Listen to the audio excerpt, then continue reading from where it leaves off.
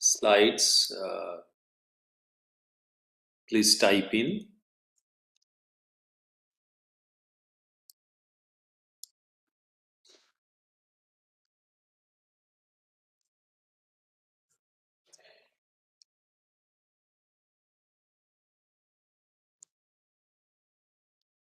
All right, so we'll get started, and let me be very clear about what I'm going to do today.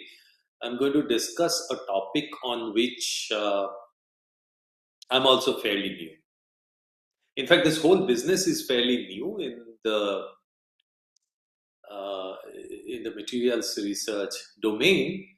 But in addition, it involves some intricacies of uh, doing experiments, knowledge about how to interpret particular experimental results, on which I am not an expert because I don't do experiments. So you have to keep this in mind. But in spite of that, I hope that you will get an idea of how machine learning is being used innovatively. And the whole idea here in what we will discuss is to accelerate material characterization. Okay, so when you are doing experiments with the material, you have synthesized your sample. And if you have synthesized a sample, you have to first establish that it is what you think it is, right?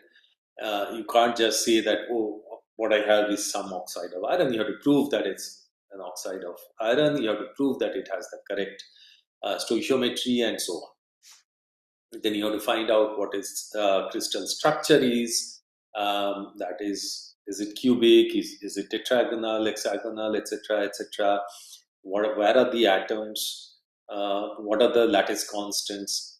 And as you know, this is something you have been studying from very early days of your physics teaching, is that X-ray diffraction is the way to decipher crystal structure of a material.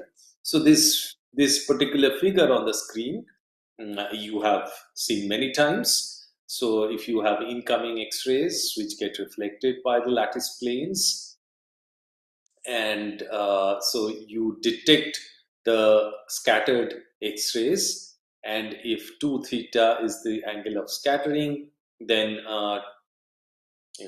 sine 2 theta equal to twice d sine theta equal to n lambda is the equation. We have it at some point.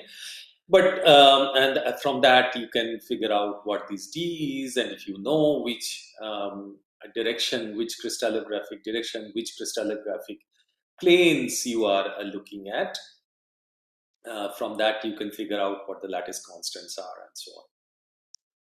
So that is something you start learning in your BSc. The problem is that that theory applies to single crystals. Crystal means you have your sample in the form of a single continuous crystal. That is hardly the case in experiments, because if you have to growing single crystals of macroscopic size is itself a challenge. At any finite temperature, in any practical growth process, you would have defects. So you can't really go, it's not very easy to grow good quality single crystals. I mean, that's a domain in itself. There are crystal growers who can do it, but it's a challenging job. So most of the time, if you open any paper on experiments doing X-ray diffraction, you will find that the XRD has been done on powder crystal. Most of the time it's powder crystal. So these are microcrystallites of the same material, but there are many of them. So what you measure is not X-ray diffraction from a single crystal of that material, but many crystallites. And when you have many crystallites, it's only natural that they are oriented randomly. So so I want to contrast what you would observe if you are doing an X-ray diffraction experiment on a single crystal. So the figure on the left is what you would observe if it was a good quality single crystal. So what you have is this set of bright spots. Okay, so this black spot. So the direction, the sense of direction you get from looking at the spot in the sort of the bright patch with the dark arrow kind of thing at the center of the figure. This is, let's say, the direction of the uh, incoming X-ray, and then each of these spots, measure different directions of scattering, and for a specific direction of scattering, so that corresponds to some particular HKL, the Miller indices, and you get such sharp spots. So each direction corresponds to a particular HKL set. Now, this is what happens if you have single crystal. In contrast, if you have powder sample, what you have is basically what represented very nicely by this part of the figure. You have many crystallites. They all have the same overall crystal structure, but then they are oriented differently. So when an X-ray comes in, X-ray beam comes in and gets scattered, different crystallites will scatter it differently. And for a particular angle of scattering, it's not a specific HKL set that you are looking at, but there can be different HKL sets which gives the same interatomic layer spacing D. So all those Ds would contribute in that direction. Okay, so this is sort of what is represented here, is that for a given 2 theta, uh, all the D's that correspond to whatever the H-scale values, okay, a particular D value would contribute to this. So that gives rise to what is called, so basically you would, so the X-ray is coming in like this, the incident X-ray, then getting scattered along various angles. And so basically a particular 2 theta would form a ring, and this ring corresponds to a particular interlayer separation D, not necessarily a particular HKL set. And so if you place a 2D detector perpendicular to this incident direction, what you get is a ring, rather than those bright spots that we saw in the previous slide. So the bright spots in this slide spreads over as rings in this powder XRD case. Okay, so the raw data that you measured is this ring, and then so if you ask, so the angular coordinates of a point on any of these rings would of course be given by theta and phi. So theta is of course the angle of scattering, theta or 2 theta that measure the angle of scattering, and phi is the angle, sort of angle of rotation around the incident direction. So this is phi. So after you have obtained this ring, which is called the Debye-Sharrar ring, which you may have seen in your textbooks, what is done is the phi is integrated over. So once you integrate over the phi angle, finally you get a plot which shows, this is the bottom right plot, intensity as a function of 2 theta is what you get. Now, this only begins your task. Had it been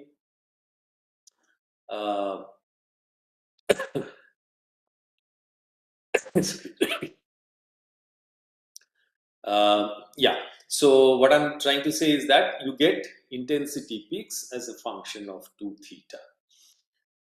Now it looks simple. I mean, if you do not know the nuances of this, the challenges that this poses, this may look very simple. Well, you have 2 theta, you have certain peaks, so you should be able to identify those. It's not so easy. There are several challenges in interpreting and extracting information out of such. Oh, sorry. out of such plots.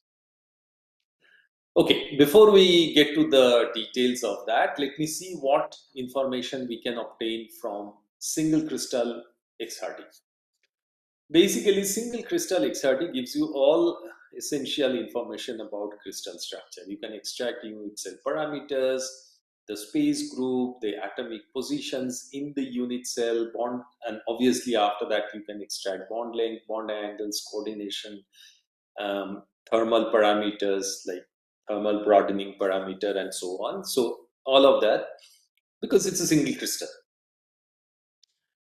But difficulty interpreting the powder XRT, as I said, comes because of there is an averaging that is happening. Different crystallites oriented differently, different crystallographic planes, having the same interlayer separation D, contributing to the same spectrum. So all these things complicates matters.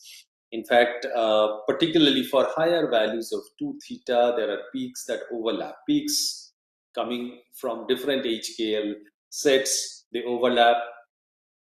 So space group cannot be obtained very easily, and this becomes particularly problematic for low symmetry structures like triclinic and monoclinic. Okay, so what is actually done in the traditional way of doing it? Again, I'm stating all of these as an outsider because I'm not an experimentalist. I don't do or interpret XRD data. So let me just give this as some pieces of information. This is what an experimentalist does. So you have the raw powder XRD data, and you simplify that by what are called spectral descriptors, the peak positions. Let us go back to the previous slide. Where are the peaks? What are the values of 2 theta where you have the peaks? Quite often, and in fact, you can appreciate this by looking at this figure itself, is that it's not always easy to say what is a peak and what is not a peak, where exactly the peaks are. The big ones are easy to identify, the small ones not so easy. For example, should I call it a peak? Should I not call it a peak? Etc. Then the peak height. If you want, uh, certain relevant information, you have to have an estimate of the peak height, the peak width, and the peak shape. So these quantities, peak positions, of course, you have to identify where the peaks are. The other things like the height is also okay. The width and the shape, these are parameterized by certain parameters, and the shape is fit with what is called pseudo void function, which depends on some parameters. Then there is a procedure called Rietveld refinement, which allows you to extract information about atomic positions within the cell. Again, details are not important for our discussion. All you have to remember or understand, appreciate at this point is that these things depends on a number of parameters, and Rietveld refinement requires fitting tens of parameters, and these are typically done manually. Maybe there is a computer on which you do it, but human intervention is very important. So there are softwares that are used to uh, analyze such data, which detects or identifies the peak positions. This is called peak choice and peak indexing. So peak indexing means which peak corresponds to which HKL value. So this is 002, 042, and so on to 60, etc. So peak choice and peak indexing are two important steps. There are softwares which can do that, but they require human intervention, because apparently if you use a software to locate the peaks and then use another software for peak indexing and then try to derive your results or interpret your XRD, powder XRD data, the results are not very. A better approach perhaps is to choose your peaks manually and then use software for peak indexing. But as I said, that requires human intervention. So the approach in this paper, I have put in the reference to this. The approach in this paper is to use CNN. Now, if you recall in one of our earlier lectures when we were discussing artificial neural networks, we also talked about convolutional neural networks. So what that does, what a convolutional neural network does, is given an image as an input, it extracts essential features from it.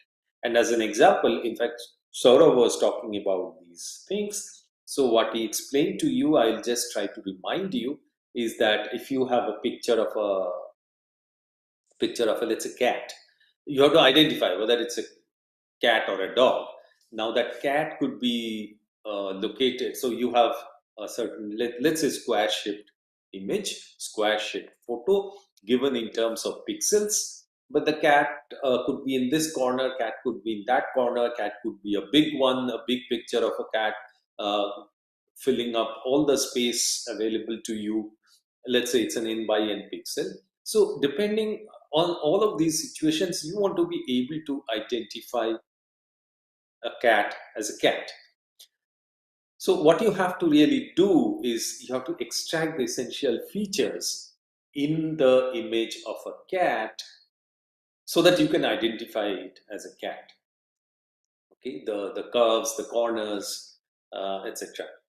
So that is exactly what is done by a convolutional neural network. So convolution, you can have many convolutional layers, and each convolutional layer is followed by a pooling layer.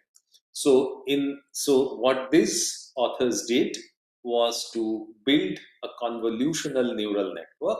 So there are three convolutional layer, each followed by a pooling layer. So here is a convolutional layer, here is a pooling layer, then another convolutional layer, another pooling layer, third convolution layer, and the third pooling layer. After that, the this data is flattened and you get a 1D sort of vector of length 880.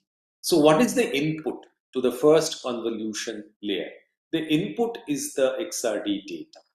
Okay, so what they are doing is, given a data like this, they are reading it between angles, I think from 10 degrees to 100 degrees, if I remember correctly.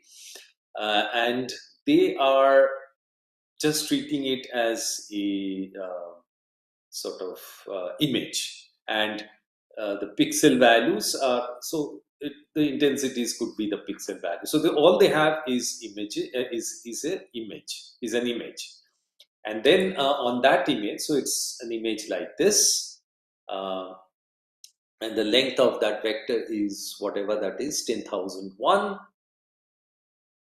Yeah, and on that they use convolution, and after three convolution and pooling layers, they have this. Once they have this 1D vector, then they have the new fully connected layers. So convolutional neural network consists of few convolution layers followed by fully connected layers. So you see pictures of three fully connected layers here. This is because they want to perform three different tasks. These are distinctly different tasks. The input would be the same XRD image, but the tasks are different. So what are the tasks? Task number one, to identify the space group of the material. Second task, identifying the extinction group of the material. Now, extinction group is a bit technical, so you can just take it as a name at this point. Let us not get into any discussion of that. In fact, I'm not an expert of that.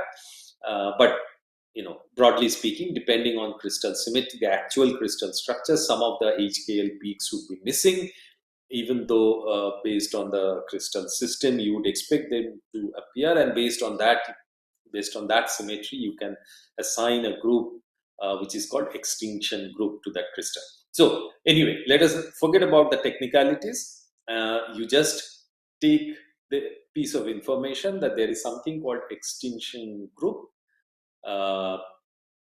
for each crystal structure. It belongs to some extinction group. And the last one is identifying the crystal system. There are 7 crystal systems: cubic, um, tetragonal, cubic, tetragonal, orthorhombic, hexagonal, etc. There are 7 of these, and 230 space groups, and there happens to be 101 extinction groups. So for each task, they want to identify which group of given crystal, based on its XRD pattern, belongs to. And this is taken as a classification. Each one of these is taken as a classification task. And the architecture of the CNN is that there are two hidden layers, and this is the final output layer. In this case, the output is of length 230 because there are 230 possible space groups. This one is 101, and this one, the output layer, has 7 neurons. Okay. In each case, there are 2 hidden layers, although the number of neurons in each layer is different in different cases. And these are, as you know, these are hyperparameters of the model. So these have to be optimized. These hyperparameters had to be optimized. And this is the final model they present. So what is the data? Don't assume that you have, measured powder XRD data for hundreds of thousands of materials easily available. There aren't. And in fact, one of the sources of such data is ICSD, which we have talked about, but they don't allow you to download XRD data, powder XRD data, in native file format, which you can directly use in your machine learning task. So these authors, I'm telling you all these details because this may give you some idea for the future that you can proceed in a certain direction or in a certain way when faced with paucity of data. So anyway, so what they did was they got the crystal structures from ICSD, and then they calculated this. So most of these are calculated powder XRD data, which one can do, and then they did some fitting, etc., etc. These are nitty-gritty details of XRD. But finally, what they have is, and of course, whenever you do some measurement, there is some background which they have to take care of. They did that with some polynomial function, peak profile fitted to pseudo void, etc., etc. After doing all of that and removing some duplicate data, they had 150,000 XRD patterns, powder XRD patterns, for crystals which are experimentally synthesized and verified. So these came from ICSD, but the XRD data is not experimental data. This is simulated XRD data on experimentally synthesized material. And this data of these 150,000 materials, 150,000 crystals, or whatever fraction of that, I think 80% was used for model training. So 80% of that, that was the input or the training data for the CNN. Okay, so I have already shown you what the architecture of it, hyperparameter optimization, then training the model. After doing all of that, they present how the model performs in classifying or identifying materials, given a material, space group, extinction group, and crystal system. So space group, so crystal system There are 7 possibilities, and the accuracy of that is the best, which is 94.9, almost 95%.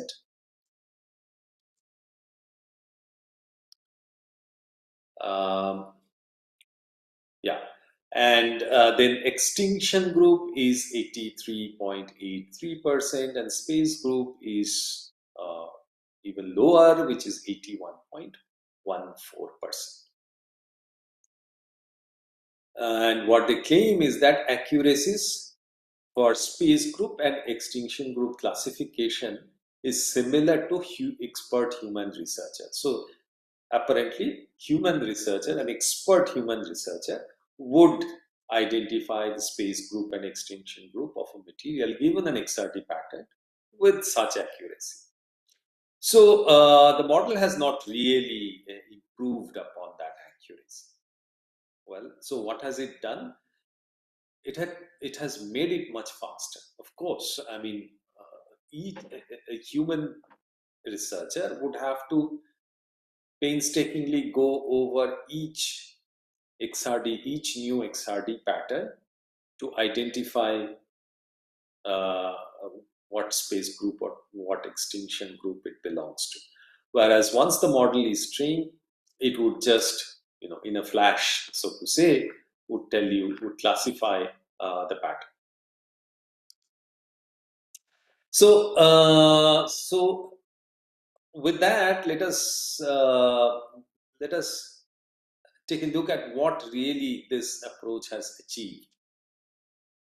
It achieves comparable accuracy, but without comparable to expert human researcher, without human intervention. Once the model has been trained, all you have to do is to give it the data in whatever format you have to input it, and it will immediately give you the results. I told you already, conventional softwares cannot independently perform peak selection and indexing. If you do that, the performance is poor. Often, human researchers have to do the peak selection, and then there are softwares which can do the indexing, after which you can sort of interpret and get information about crystal structure. So, in other words, human intervention is essential at some stage in sort of interpreting the experimental data. Um, and that is partly because any actual XRD data would include distortions due to overlap, which I talked about earlier. Same D coming out of different HKL planes, impurity phases, data blurring due to bad quality measurement, etc., etc. Things are never neat in the experimental world. And also, best performing softwares have difficulty with low symmetry crystals. Uh, but the whole fundamental concept, and this is something I would emphasize, and I would ask you to appreciate, is that this approach at the top and this approach of CNN are very different.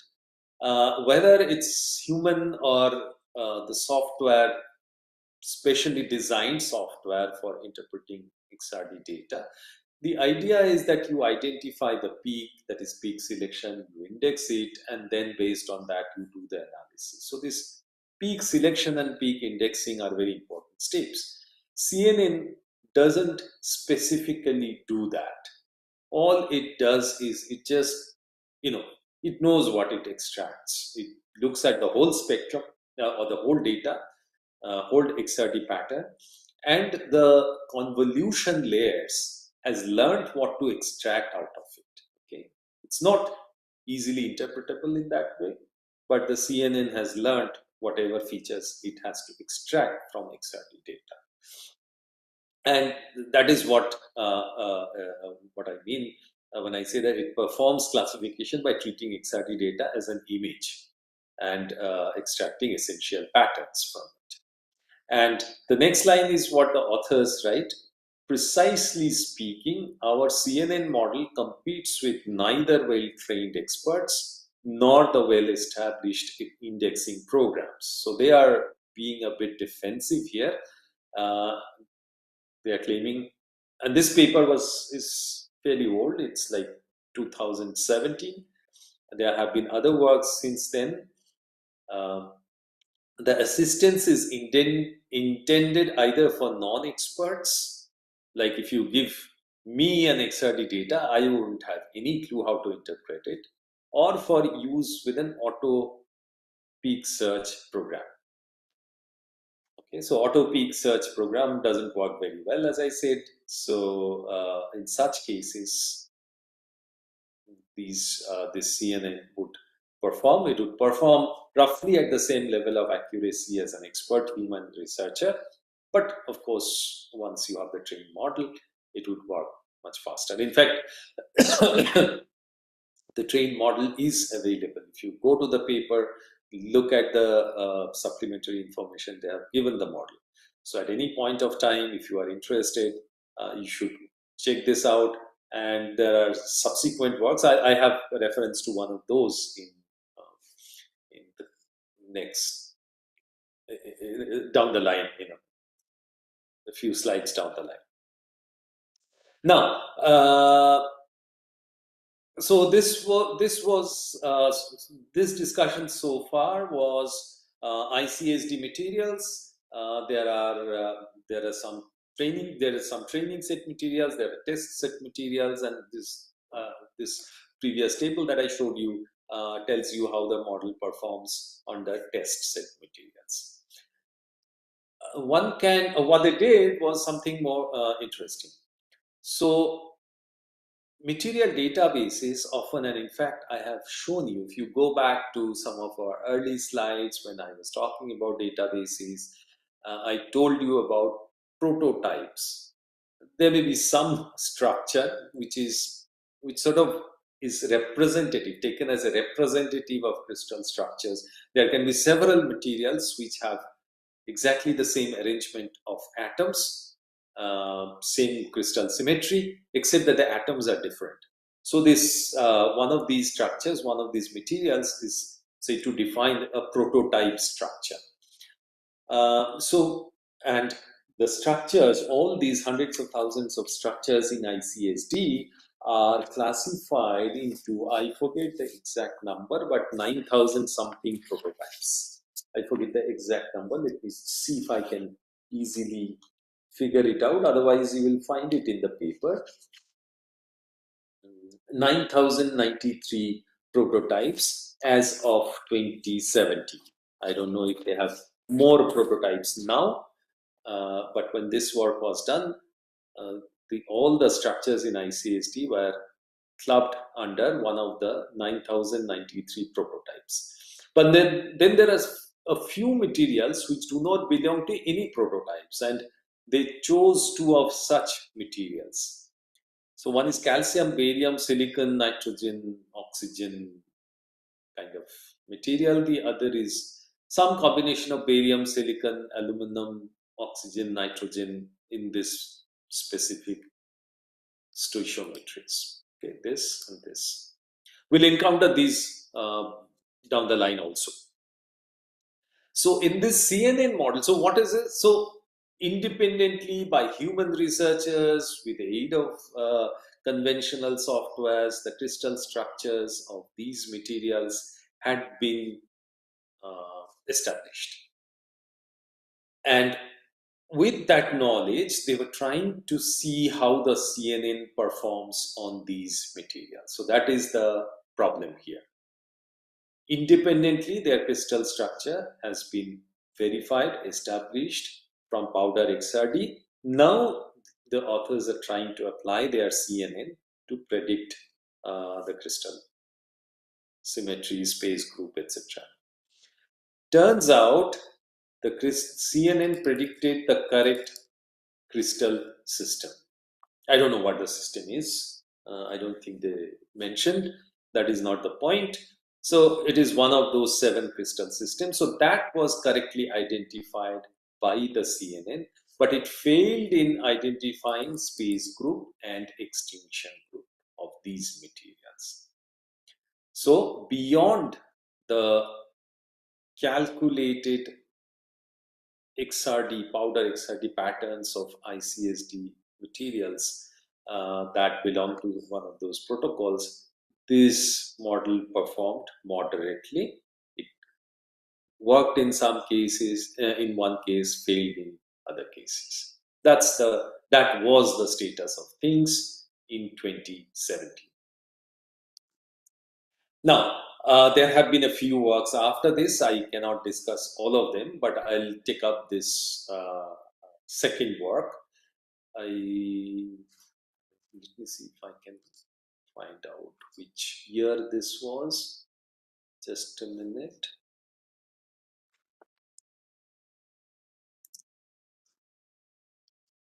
Yeah, so this work was in 2020. This was published in 2020.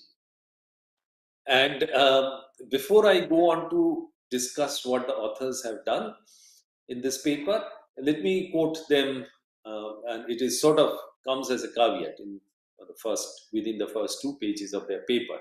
We emphasize that the purpose of this work is neither to replace conventional methods nor to achieve state-of-the-art accuracy among other emerging ML-based techniques, but to demonstrate the potential of simple ML techniques suitable for knowledge discovery and real-world experiments. Very modest, but I think one should be aiming to do better than expert human researchers. Okay, so what data? Again, the same thing. Powder XRD calculated from ICSD structures using some modules in PyMatGen.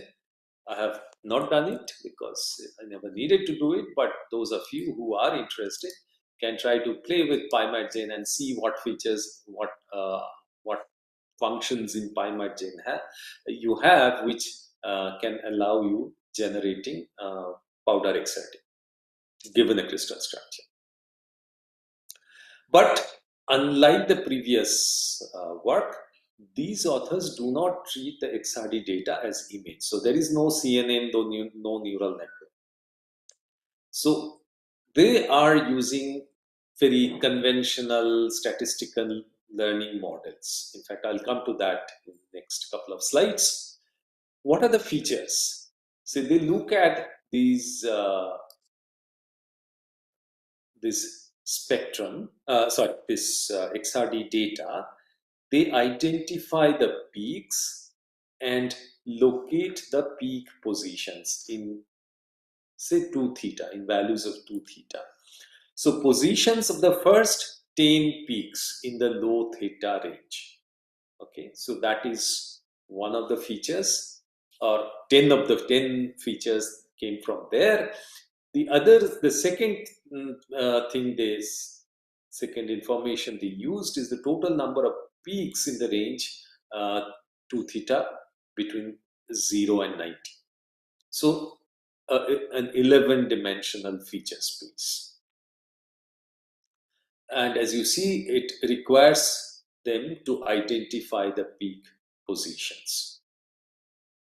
And they justify that by why they chose only 10 peaks in the low theta region is that peaks in the higher theta region heavily overlap, as I said earlier, and difficult to identify individual peaks. Now, in the next few slides, you will see examples of certain things, certain basic concepts in machine learning that we have discussed previously. I have talked about those, Dr. Mishra has talked about those. The first thing is what is called SNE, TNSE. That is stochastic neighborhood embedding with T distribution, which basically allows visualization of data, multi-dimensional data. So you have a 11-dimensional feature space. It's not possible for you to visualize your data in this 11-dimensional space. This method allows you to project it onto or view it in 2 dimensions while maintaining the neighboring relation of the data points in the multidimensional space. So what you can see is that for example, here, let me see. So there are a lot of triclinic systems here. These green ones are cubic systems. Okay, so most of the cubic systems are here. These greens are orthorhombic, so they are sort of in one region, mostly in these parts. Cubics are in these parts, etc. Okay, tetragonal are a bit more scattered, but anyway, so you can spend some time looking at this figure and see that similar crystal systems are sort of closer together in the feature space, which gives you some confidence that it's probably your model is going to work. Then they tried training and testing different models: random forest, extremely randomized trees, k nearest neighbor, decision tree, logistic regression, and the CNN from the previous work. All right. Now, what are these different columns? Look at Bragg's law. You know Bragg's law, 2t sine theta equal to lambda when n is 1.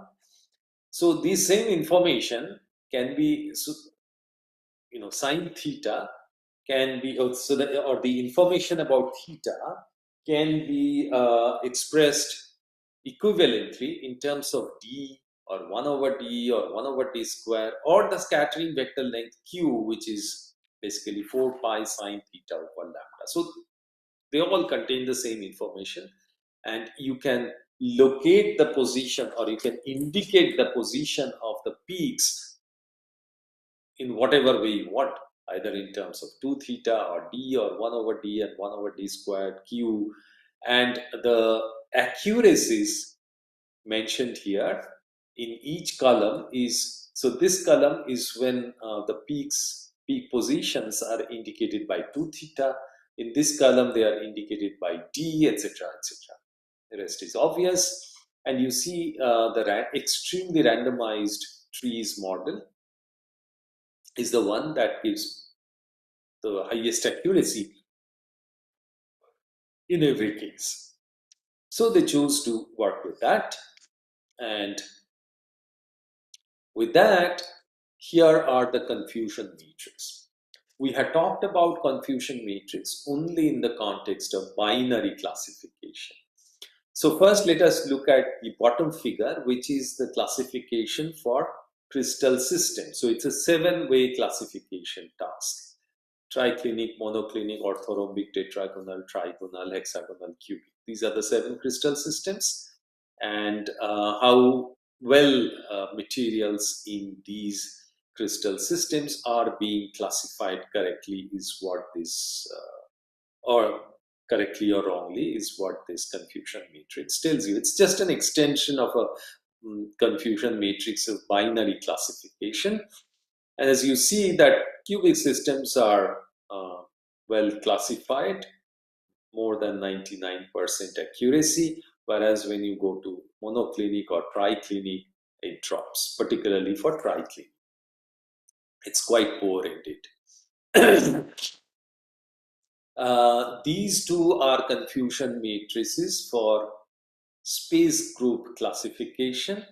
This is, it's a sort of a bit of a busy kind of figure because there are 230 possibilities. So this is the diagonal where you have high values, but then you see there are certain lines here, which means that a whole lot of crystals tend to get classified. So this line corresponds to a space group of 12. So a lot of other space groups get classified into space group number 12. There are reasons for that. One of the reasons is data imbalance. The crystal data or the data set does not contain equal number of materials in all space groups. So there are further nuances to this which leads to such wrong classification in certain cases. And this is sort of blow up of this figure on the left. So B is a blow up of A for low symmetric crystal structure, space group numbers 1 to 15. That is triclinic and monoclinic. Okay, so this gives you some idea of how this model performs. For higher symmetry structures, it performs reasonably well. In fact, if we go back to the previous table, it is for crystal system classification, it is slightly lower than the CNN. And for cubic systems, it performs very well. And for space group classification, apart from for higher space group, it does reasonably well.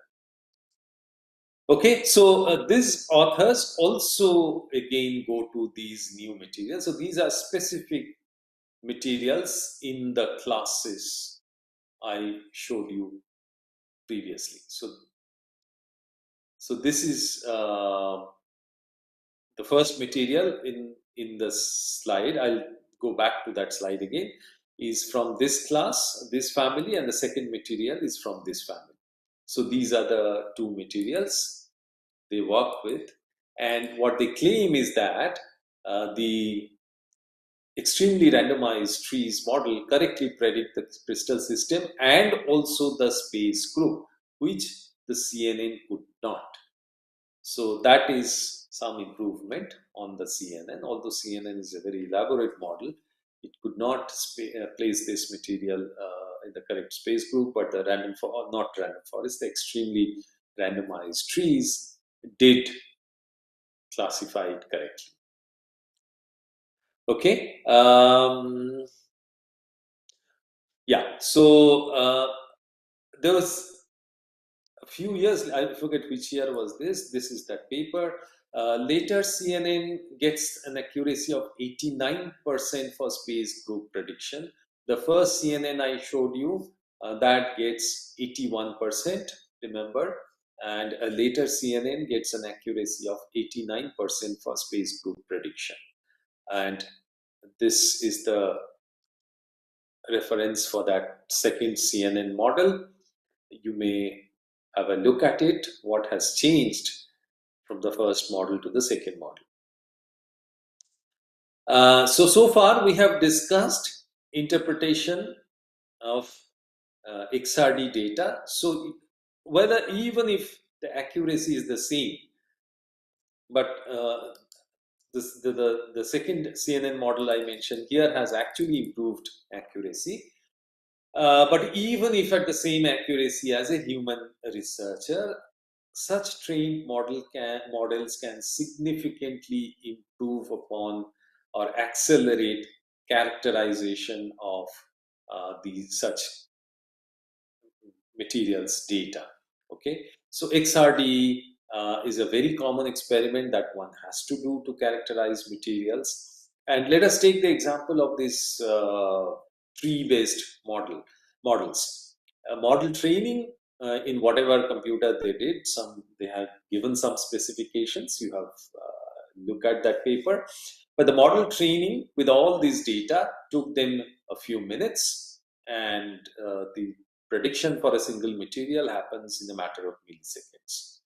And compare that to the human effort and time that would be required to interpret an XRD data.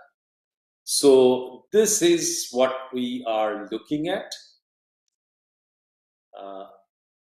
We can significantly accelerate materials characterization by developing machine learning models. And these models are not as fancy or complicated as some of the generative models that people are using to generate new materials, which we have not talked about in this course. These are fairly simple models, particularly whether the CNN or this random forest model. These are by today's standards, very straightforward things to code and develop. So, and in fact, not just XRD, such models have been applied to neutron scattering data for interpretation of neutron scattering data, optical absorption, etc. So this is another direction in which application of machine learning in materials research is progressing. There is a lot of possibilities here, developing more sophisticated models which, given raw experimental data, can give you the correct answer in fraction, a tiny fraction of a second that a human researcher would take. Okay, so that's all I had to share today. If you have any questions, you can either ask or type in. I'll give you a minute or so, and then I'll close it and we'll meet on Wednesday.